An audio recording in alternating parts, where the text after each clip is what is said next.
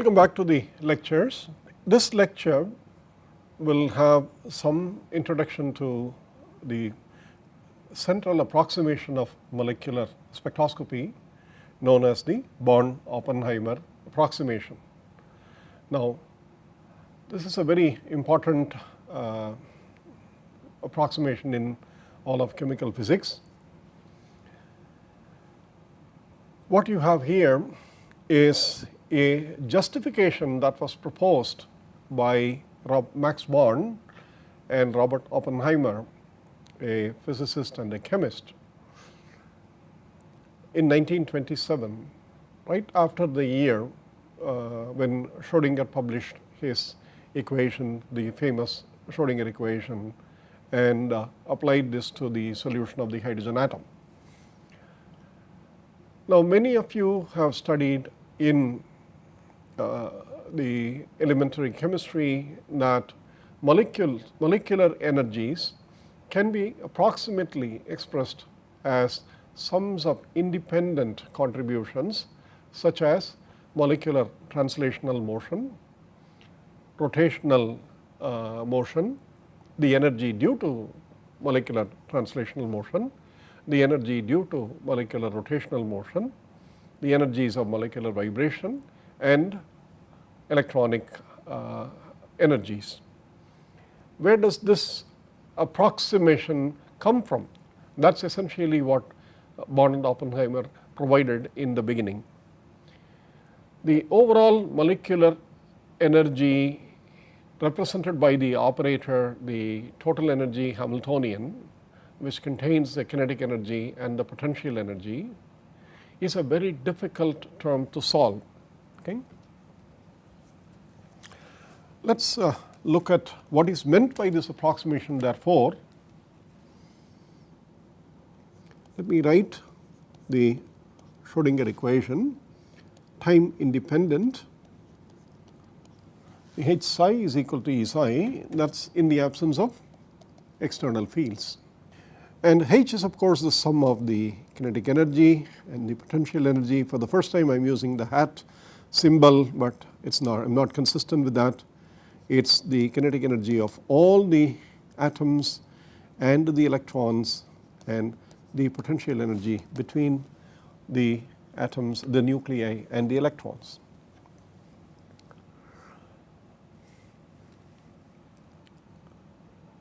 Even a simple molecule like hydrogen molecule has a very large number of terms, the kinetic energy terms and the potential energy terms, and therefore the simplest molecule, neutral molecule that you can think of, is not exactly solvable in quantum mechanics.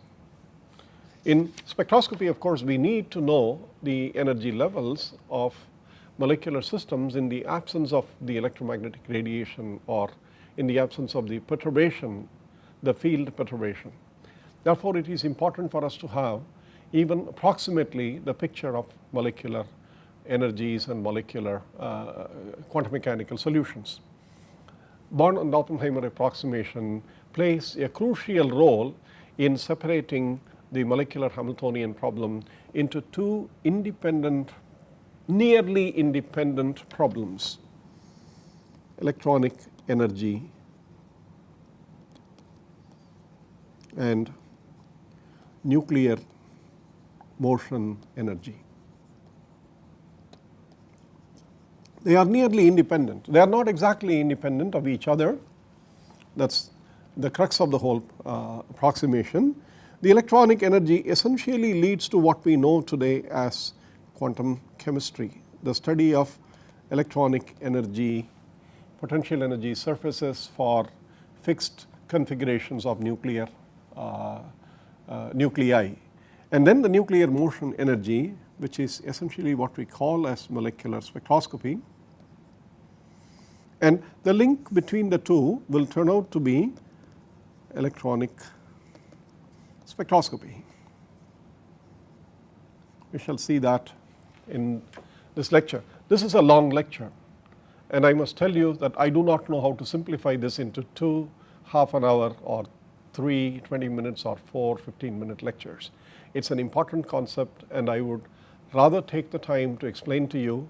You can break this lecture at any point of time and start listening to the rest of it from where you left off when you have the time, but I would rather have this as one long lecture because it's one beautifully important concept which I think everybody should understand reasonably carefully. Okay. So, let me write down the molecular wave function psi has, say, n nuclei and n electrons, some arbitrary number.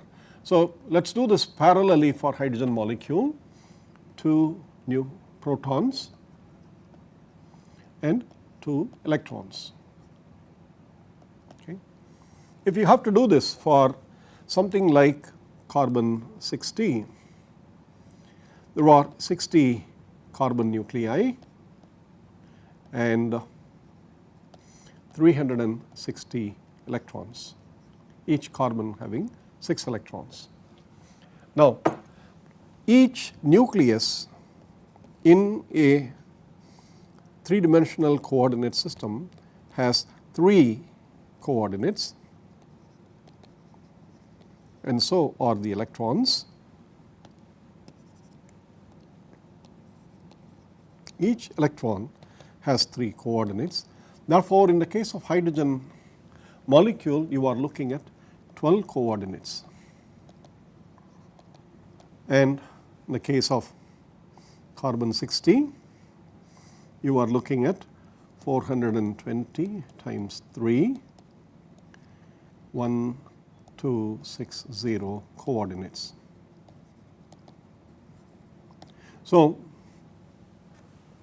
the Schrodinger equation for the hydrogen atom contains 3 coordinates, the x, y, z, and its solution using the polar coordinate system, which was given to you in a summary form in the last lecture, involves a fairly detailed mathematical processes to understand, and the solutions are very beautiful indeed, but you cannot solve such systems with such large number of coordinates by any other means than approximation procedure. So, what is the Born-Oppenheimer procedure for this? First, the wave function is a function of all the nuclear coordinates, which let me write as the capital R's for the n nuclei, and each one is 3, or 1 x, or 1 y, or 1 z if you wish to, or 1 z if you wish to, and likewise for the others.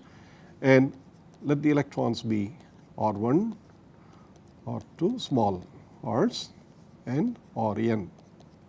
Okay. This is the overall molecular wave function, and this wave function is solved for the Hamiltonian, which contains the nuclear kinetic energy T capital N, the electronic kinetic energy, the electron repulsion terms, this is the potential energy term, the electron nuclear attraction terms, this is also part of the potential energy, and the nuclear repulsion terms. And I use non-relativistic form to make things simpler. Therefore, the kinetic energy terms contain minus h bar square by 2 m capital M, which is the mass of each nucleus, say m I. Let me write dou square by dou r x I x square plus dou square by dou r I y square plus dou square by dou r I z square, where I is the atom index or the nuclear index, and the x, y, z are the coordinates of that, and this is summed over all the atoms I is equal to 1 to n, all the nuclei. This is Tn. The T electron likewise is given by minus h bar square by 2 me. All the electrons have the same mass. Therefore, you write dou square by dou little or say mi mx, let us write that, mth electron mx square plus dou square by dou or my square plus dou square by dou or mz square, and you sum over all the electrons m is equal to 1 to the little n. This is the potential energy. And likewise we can write V E E, V E N, V N N. I do not want to write that in detail because they are all going to be multiplying the wave functions, therefore, they do not have the special significance for the Born-Oppenheimer approximation that we have with the derivative operators. Therefore, I have written the derivatives more explicitly and write the others as simply symbolic. For the hydrogen molecule, we can see what they are later. And the approximation 1 psi, which is a function of all the nuclear coordinates and all the electron coordinates,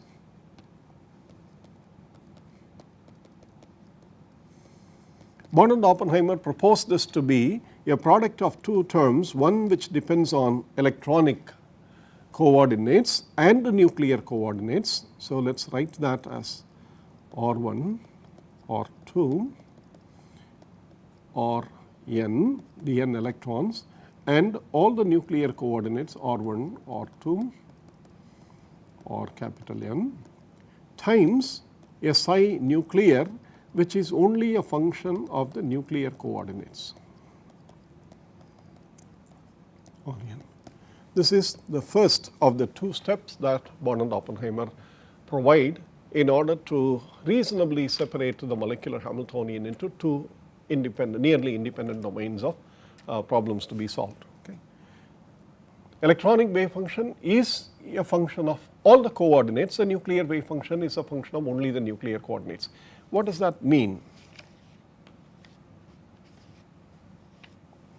For example, let us take the hydrogen chloride molecule very near to each other, and also the hydrogen chloride, the so called molecule. I mean, it may not be a molecule, this may be two independent atoms, hydrogen and chlorine, which are so far away from each other that the electron density remains more or less localized to the individual atoms, whereas in this case the electron density seems to have spread out in such a way that part of the electron density of the hydrogen atom goes towards chlorine and so on. You know electronegativity principles, and you know this bond is partially it's partly covalent but partly ionic and so on.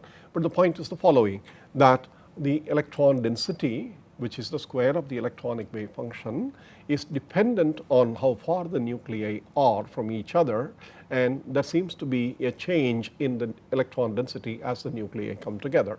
Therefore, the electronic wave function, being a function of the nuclear coordinates, is a natural thing for a chemist to consider, because atoms which are far away from each other, when they come close to each other, there is the possibility of forming a bond. There is a possibility of rearrangement of the electron density. Therefore, the electronic wave function, being a function of both nuclear and electronic coordinates, makes sense.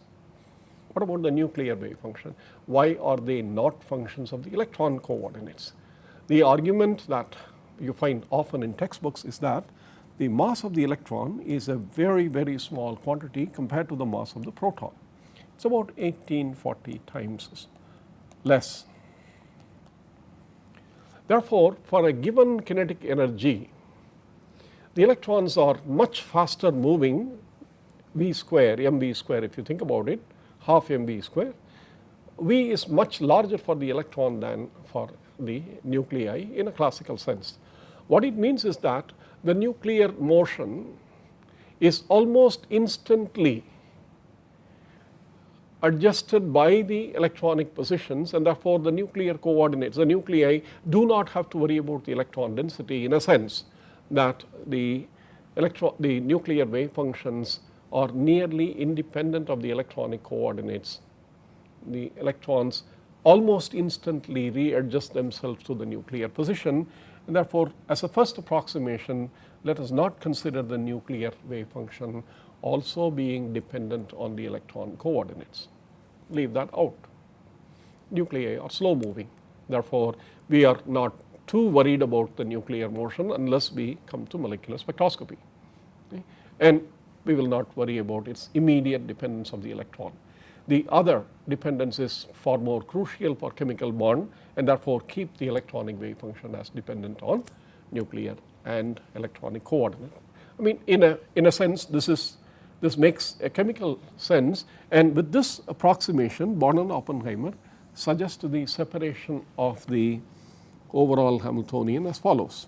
H psi is now, let me write them individually, Tn psi electronic psi nuclear plus Te psi electronic and psi nuclear plus VEE psi electronic psi nuclear plus VEN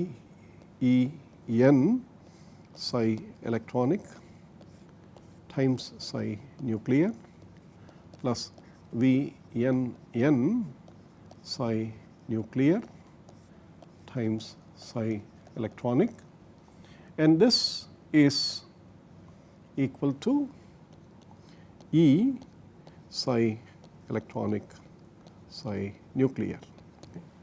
Now, the brackets have some special meaning. There is no bracket here because this is the term we are going to discuss. Tn psi electronic psi nuclear, we will see what it needs to be changed to. But the other brackets are quite clear. Te contains only derivatives of the electron coordinates. Please see that. Contains only the derivatives of the electron coordinates that you see here. Therefore, in the overall wave function, if you look at it, the electron coordinate dependence happens only for the electronic wave function. Okay. Therefore, the derivative operators do not change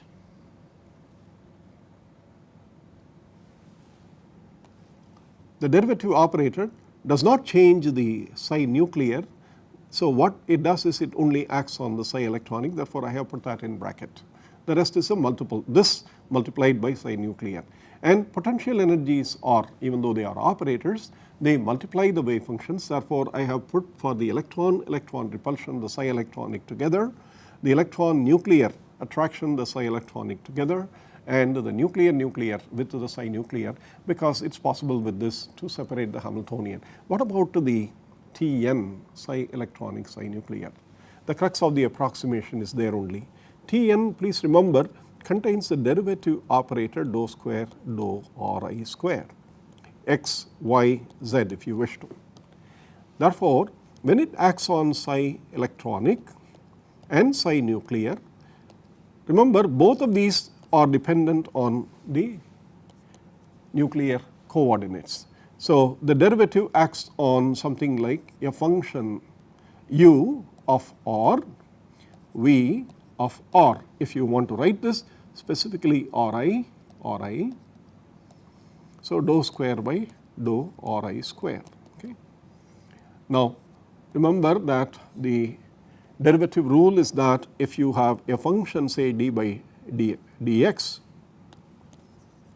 or a function dou by dou x, u of x comma y, some other variable, and v of x comma y, then you know that this derivative is expressed as dou du by dou x times v plus dou v by dou x times u, and the second derivative dou square by dou x square on u of x comma y, v of x comma y is the derivative dou by dou x acting on this term, the sum of these two terms, and therefore, what you get is dou square u by dou x square times v plus dou square V by dou x square times u, plus you will get the cross term also 2 dou u by dou x dou V by dou x. Therefore, with this sort of elementary mathematics in mind, it is easy to see that the nuclear kinetic energy operator acting on the psi electronic and psi nuclear will have one, the Tn operating on psi electronic, and the other Tn operating on psi nuclear. Now, this contains dou by dou Ri psi electronic, the electronic coordinates and the nuclear coordinates, or n. It also contains the second derivative dou square by dou Ri square of psi electronic. Okay. Born and Oppenheimer suggest this to be an adiabatic change, an adiabatic term.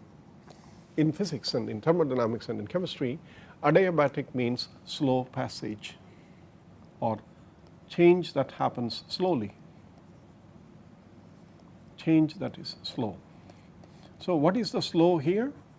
The slow is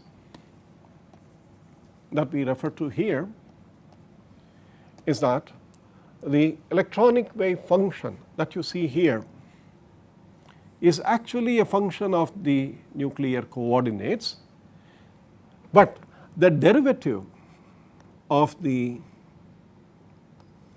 electronic coordinates, this whole thing, is sufficiently small, the change of the psi electronic with respect to the nuclear coordinate, that rate of change is sufficiently small.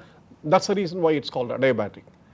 It is sufficiently small that we can throw away, we can neglect that. We can also, if that change is small, the rate of change is also going to be small or even smaller, and therefore, let us not consider these two terms as important. This was the suggestion which today is known as the Born-Oppenheimer approximation, that the rate of change of the electronic wave function with respect to the nuclear coordinates and the rate of change of the electronic wave function with respect to the nuclear coordinate terms be neglected, not equal to 0, be neglected. Please understand, if the derivative is 0, then that function is independent of that the coordinate.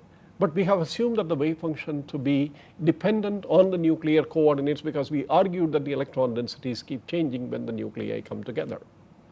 Therefore, the wave function is dependent on the nuclear coordinates, the electronic wave function is, but its rate of change and the rate of change with respect to nuclear coordinates be dropped off, and that is approximation 2. Throw away dou by dou Ri psi electronic and dou square by dou Ri square psi electronic. What does this do? This does something beautiful. Let us see what that is. Therefore, when you write Tn psi electronic psi nuclear, essentially what you have done is to write this as Tn psi nuclear because you have dropped off the dependence of the electronic coordinates. Therefore, this is the only thing. Now, you go back and see why these brackets are where they are. Okay. Therefore, let me write this term here itself as Tn psi nuclear psi electronic. It is an approximation. Therefore, I would not write this as E psi, but rather I would write this as approximate E psi. So, what you have here is, therefore, this term goes away, and is replaced by this term Tn psi nuclear, and then you have Te psi electronic, VEE psi electronic, VEN psi electronic. Remember, all these things depend on the electronic coordinates. Okay. This is solved as the electronic Schrodinger equation. Te psi electronic plus VEE psi electronic plus VEN psi electronic. Let us call this as a Hamiltonian for the electronic motion acting on psi electronic. This is called the electronic Hamiltonian.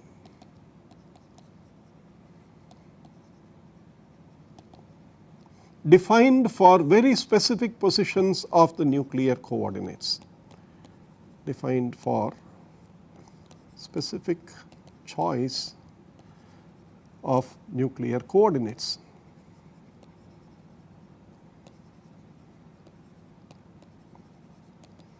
Okay. Keep this in mind. Now let me take you off to a slightly different discussion. The particle in a one dimensional box, when you solve this equation h bar square by 2m d square by dx square psi of x, when you solve that, you got the energy which is independent of x. It is a constant. Okay. And this was h square by 8m l square n square. No x here. When you solve the harmonic oscillator problem, h bar square by 2m d square by dx square psi of x plus half kx square psi of x is equal to E psi of x. This is a constant. And so for the hydrogen atom, the energy is simply minus hc or h by n square. There is no x dependence or r dependence or theta dependence or phi dependence in it. Okay. Simply a function of n square. What you did was essentially you integrated over the coordinates which are the ones with respect to which you have written the derivatives, integrated with respect to x. And therefore the energy is independent of x.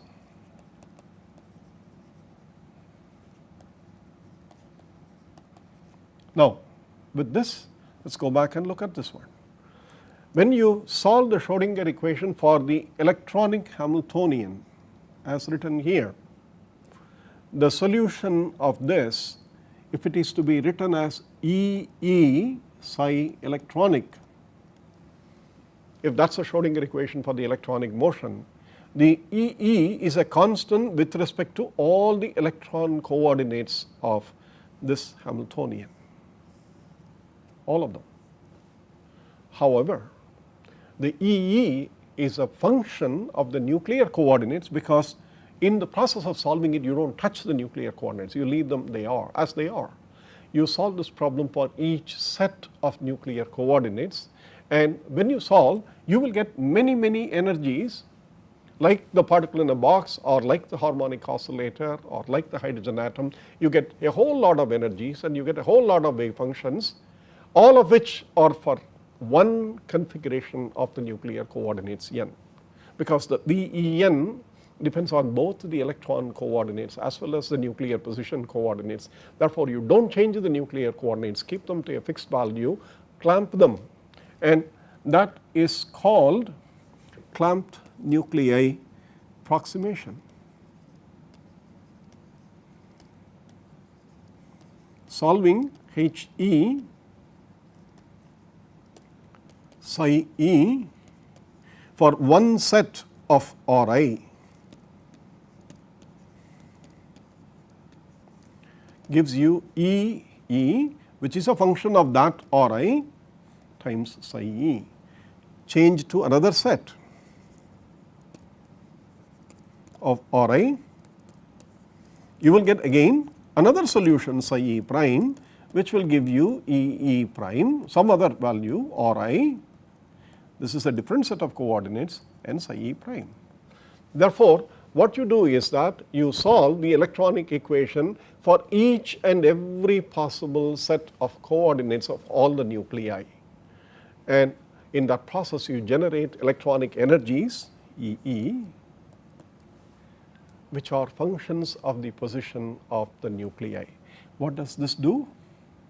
This goes back to the leftover part in the equation that we have here. So, what we have done is to consider TE psi electronic, which is part of the electronic Hamiltonian, VE psi electronic, which is also part of the potential energy, and then VEN psi electronic, and call all these things together by HE psi electronic. And what does it give? It gives you EE, a function of the nuclear positions R1, R2, Rn times psi electronic. Therefore, we substitute that and then solve the rest of the problem. The rest of the problem contains the nuclear. Let's use a different color. Yeah, the rest of the problem contains the nuclear kinetic energy, the nuclear repulsion energy, and of course, when you solve this or when you substitute this by HE, you have to put this back into that equation. Therefore, all the things which are in green are known as the nuclear Schrodinger equation, and that is what you solve in molecular spectroscopy. And what do you get in the nuclear equation? Not just the nuclear kinetic energy, not just the nuclear repulsion energy, but an energy term which comes from the electronic Schrodinger equation, which is a function of the nuclear positions, and therefore that is called the electronic potential energy surface, this term.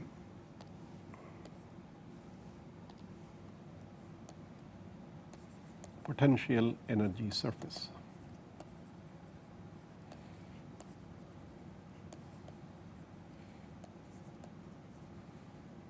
Electronic potential energy surface. Therefore, the nuclear motion is studied in a surface provided by the electronic Schrodinger equation, and this is with the approximation that the nuclear kinetic energy operator does not change the electronic wave function drastically. Therefore, the d by dRA, the derivative of the electronic wave function with respect to nuclear coordinates, they are all not there. If they are there, this simplification will not happen, and such a case when they are there is actually called the adiabatic process, and it is called the non-Born-Oppenheimer, or it is also known as the failure or the breakdown of the Born-Oppenheimer approximation. That is done in a slightly more advanced course of chemical physics, and therefore let us not do that here.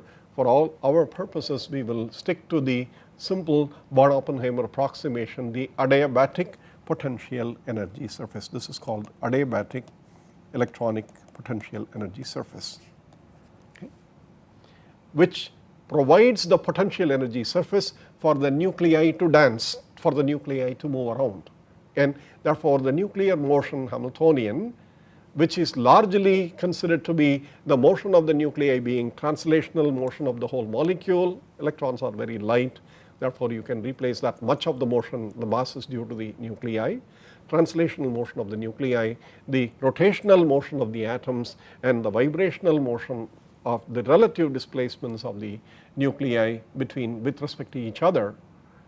All these things are called the nuclear motion Hamiltonian, and the nuclear motion Hamiltonian is the fundamental the Hamiltonian that we study in spectroscopy, with the understanding that all of this happens due to the potential energy surface that was generated by the solution of the electronic equation. So that is a quantum chemistry problem, and this is the molecular spectroscopy problem. Obviously, the electron provides the link here, and therefore, when you see electronic spectroscopy, these two things really get together, and that is much more complicated.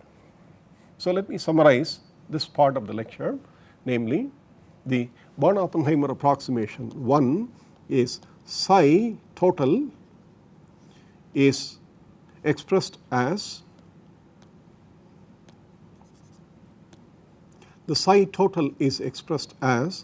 psi electronic, psi nuclear, and then the H on psi electronic, psi nuclear is expressed as H electronic, psi electronic times psi nuclear plus the T nuclear, psi nuclear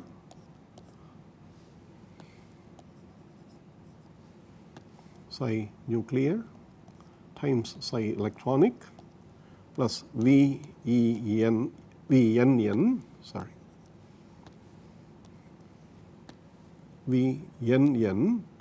psi nuclear, psi electronic, and that is equal to E psi nuclear, psi electronic.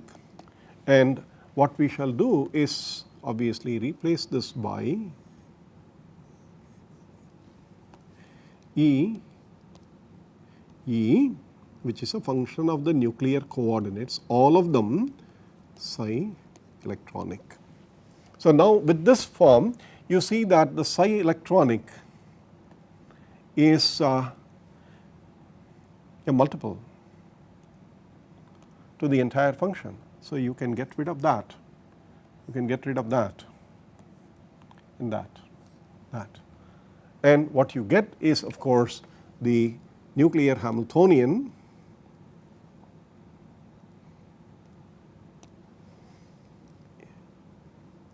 Tn psi nuclear plus Vnn psi nuclear plus EE psi nuclear is equal to the total energy E times psi nuclear. Okay. This is spectroscopy.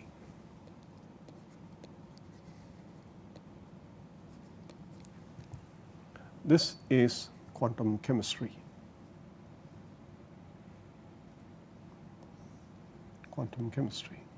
Solution of the electronic equation for fixed configurations of the nuclei, and of course you can keep changing them and then put that potential energy. Okay. So, in a simple case like a hydrogen molecule, what does this do? So, a case of hydrogen molecule, we do not need to worry about all the 6 coordinates of the 2 nuclei, but let us just concern ourselves with the internuclear distance between the 2 hydrogen atoms. Therefore, when you solve for the EE, you get many energies for a given value of the internuclear separation R12, which is R1 minus R2 vector. Okay. For one value you get many energies, you get EE ground state, then you get the EE the higher energy states like the Schrodinger equation for the electron, you get many energies. And then of course change R12 to the next value R12 plus a delta R. Solve this again, you will get EE prime R12 plus delta R. Okay. Again a whole set of energies EE0, EE prime some other value EE1 and so on. Therefore, for the hydrogen molecule you actually get a whole series of energies for each and every value of the internuclear distance, and that is shown in this animation. So, what I have here is the internuclear distance R12 is along the x axis, and then the electronic energy solution that you get, multiple solutions that you get for solving the electronic equation. So, for that R12 you get different values, like you get in the case of hydrogen atom, you get the n equal to 1, n equal to 2, n equal to 3, there the quantum numbers are well known. Here some quantum numbers come out, fine. But the point is you get multiple energies. Then you slightly change the R, you get another set of energy eigenvalues. Continue this process.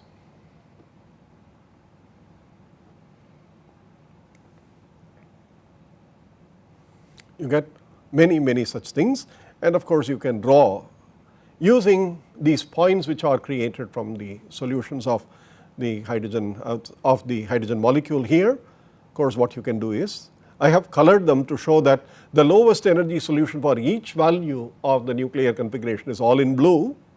That is connected to give you what is called the ground state potential energy surface. The next higher